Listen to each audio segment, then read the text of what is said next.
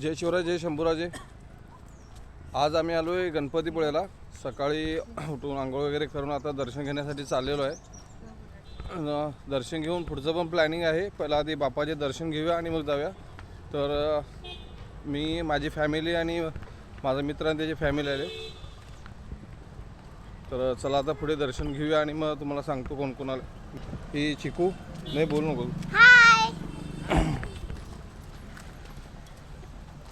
हाय बोल.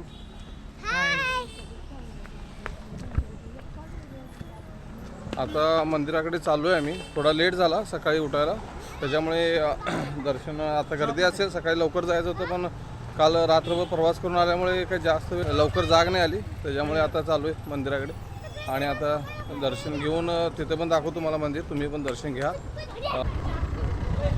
आता समोर बघून घ्या मंदिराचे मुख्य प्रवेशद्वार आहे. आता इथून आपल्याला आतमध्ये जायचं आणि समोरच मंदिरात जाण्यासाठी आता संस्थानाचे मंडप आहे, तिथून रांग लागली जाते. आणि जर तुम्ही उद्याचा बघितला तर पूर्ण समुद्र आहे.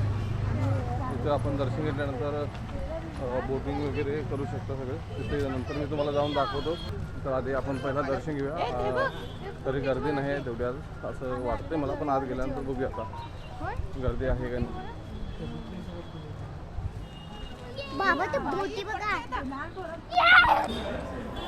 आता मी लाईनीतून दर्शनाला चाललो आहे.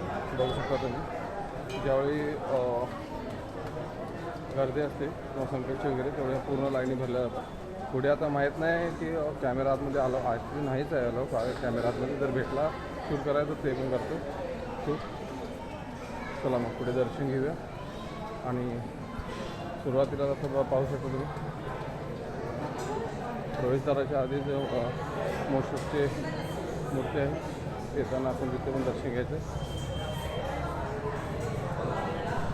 पूर्ण मंदिरामध्ये आत प्रवेश झाल्यानंतर डाव्या बाजूला पाय धुण्यासाठी सोय केली आहे मग ट्रस्टतर्फे. तर इथून पाय धुवून आपण पुढे जायचं आहे दर्शनासाठी. चला दर्शनासाठी जाऊया. जिथपर्यंत व्हिडिओ करायला भेटतो तोपर्यंत करायचा. जिथे कोणी अडवलं तर तिथे स्टॉप करायचा. आज पण गर्दी आहे, भरपूर लाईन लागलेली आहे. आणि तुम्ही उजव्या बाजूला बघू शकता इकडे लाडू वगैरे प्रसाद वगैरे भेटतो. आणि मंदिरातर्फे महाप्रसाद हे मंदिराचे मेन प्रवेशद्वार आहे. बघून घ्या. आतमध्ये कॅमेरा अलाउड नाही, तर आता इथे आम्ही बंद करत आहोत. आता आम्ही मंदिरातून दर्शन घेऊन बाहेर आलेलो आहोत. आता तुम्हाला दाखवतो मंदिराची एकंदरीत मंदिर कसं आहे आणि त्याच्यावरची जी रेखाकृती आणि कलाकृती आहे ते बघून तर तुम्ही थकवाल. एवढं मस्त मंदिर बनवलेलं आहे. बघून घ्या. हे मंदिर आहे आणि हे आता डोंगराच्या पायथ्याशी बरोबर मंदिर मस्त बनवलेलं आहे. आणि इथं आल्यानंतर एक वेगळीच एनर्जी येते आपल्यामध्ये.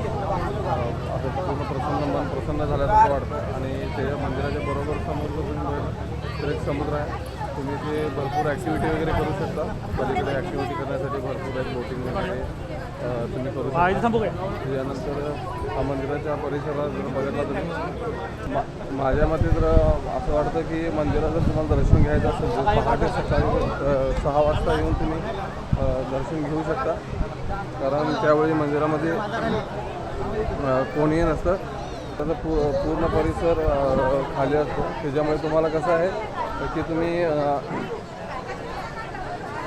फोटोशूट वगैरे करायचं असेल तर तुम्हाला पूर्ण परिसर मोकळा भेटतो. आणि सकाळच्या किरणामध्ये एवढं मंदिर छान दिसतं की तुम्ही विचारही नाही करू शकत. आणि समुद्राच्या समोरून जी सूर्यकिरणं येतात सकाळी कवळ्या उन्हांमध्ये मंदिर एवढं उठून दिसतं ना, एक पॉझिटिव्ह फिलिंग येते इथे आल्यानंतर.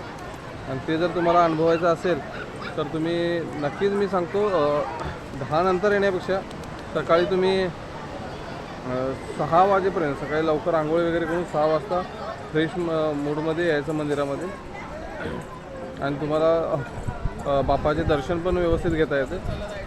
आणि माझं मत एवढंच आहे की जर बाप्पाचे दर्शन घ्यायचं असेल तर तुम्ही सकाळी पहाटे 6 ते 6:30पर्यंत मंदिरामध्ये या, जेणेकरून तुम्हाला चांगलं दर्शन भेटेल. आणि मंदिराच्या परिसरामध्ये कोणी नसतं व तर पुजारी वगैरे असतात आणि इथे सगळी साफसफाई सकाळी पहाटे 5 वाजता झाली असते, त्यामुळे पूर्ण एरिया तुम्हाला क्लीन आणि सुंदर दिसतो.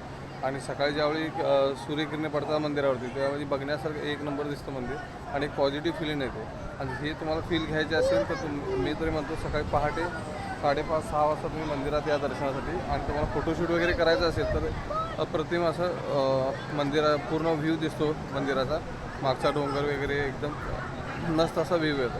तर मी ते आणि जर तुम्ही 10 नंतर आला किंवा 7-8 नंतर आला तर मंदिरामध्ये भाविकांची भरपूर गर्दी असते, कारण नवसाला पावणारा गणपती मानला जातो हा, त्याच्यामुळे सर्वजण येतात. आणि पलीकडे सकाळी आल्यानंतर ज्या समुद्र आहे समुद्राच्या लाटा वगैरे येत असतात, थंडगार हवा सुटलेली असते, त्याच्यामुळे आणखी एनर्जी येते दर्शन घेण्यासाठी.